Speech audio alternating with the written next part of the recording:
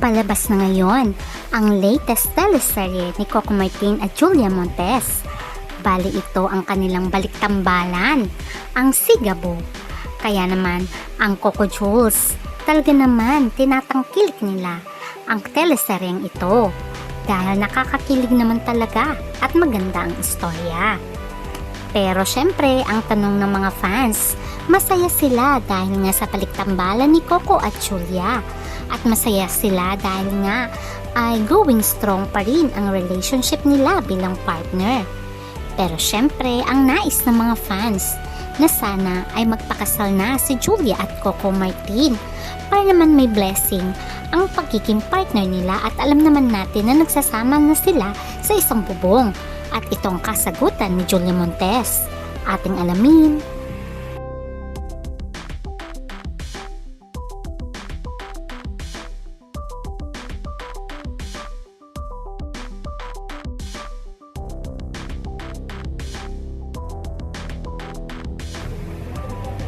Matagal na rin magkarelasyon si Julia Montes at Coco Martin.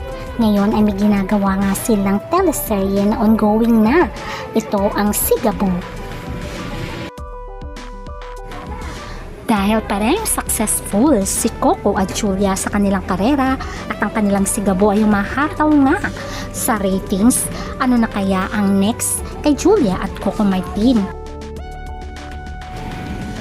Ating alamin ang kanilang revelation sa kanilang interview kung saan ay nagbabalak na rin si Coco pero pinaghahandaan niya ang grand wedding nila ni Julia Montes.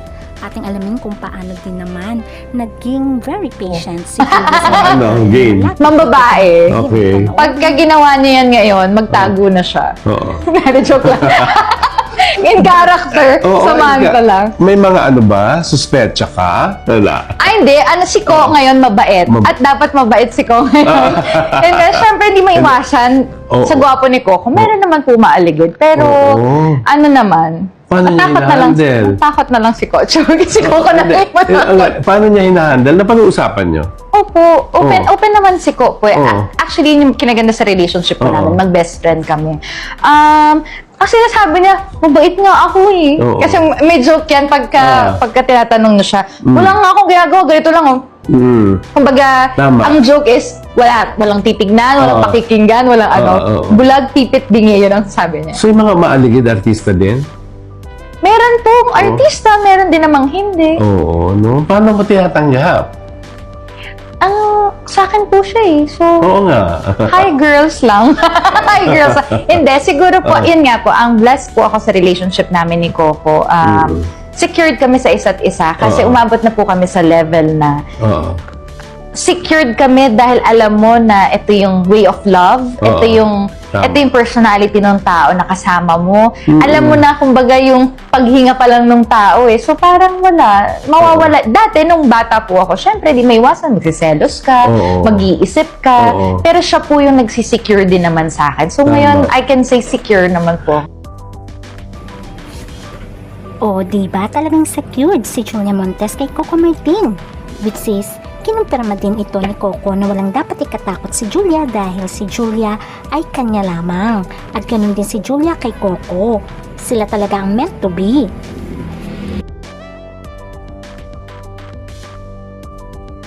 You trust her, hindi ba, sa mga finances. Siya na yun. So, happy Julia, happy life. Ganon rin ba sa bahay? Ganon rin ba sa bahay? Diba sabi nga nila, ganun yun. Pag happy wife, happy life. Hindi ba? Importante talaga yan. Sabi ko nga, malaking advantage din sa amin na siguro yung pinagdaanan namin nung bata kami, which is yun nga, yung broken family, ganun. Matututo kang mangarap eh. Matututo kang mangarap para magkaroon ka ng buong pamilya. So, maaga rin siya nagigising, si Julia? Maaga rin. Morning person din siya? Morning person din. I see. Pag wala naman kami trabaho, nagkataon na walang trabaho, nandun lang kami sa garden, nagko-copy lang kami, mangangarap, alam mo yung mga ganun. Ay, ganda naman. Tapos minsan, mangarap sabay, mag-iikot-ikot, nagda-drive lang kami doon sa paligid, nagtitignan ng kung anong opportunity na pwedeng may makikita kami sa na property, di ba? Subukan natin, baka kaya nating pag-ipunan, or para makapagbukas ng negosyo. Alam mo yung nandun kami sa stage na yun. That's what keeps you really grounded, hindi ba? Na lagi kayong nangangarap and you're contented, hindi ba, sa inyong buhay.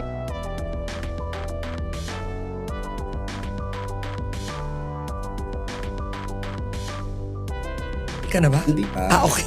Hindi kasi inaano ko nga kung Kala bakit natanong sa akin yan. Kasi siguro dahil may pagka-director ka, diba may pinapangarap ka eh. Meron kang, may mga bagay ka pang inaayos sa buhay mo na gusto mo pag ginangyari ang lahat na magiging perfect timing. Kasi kanya-kanya tayo, di ba? Kanya-kanya tayo ng ng mga dreams. Ako kasi sabi ko, ipapatayo kasi ako ng bahay.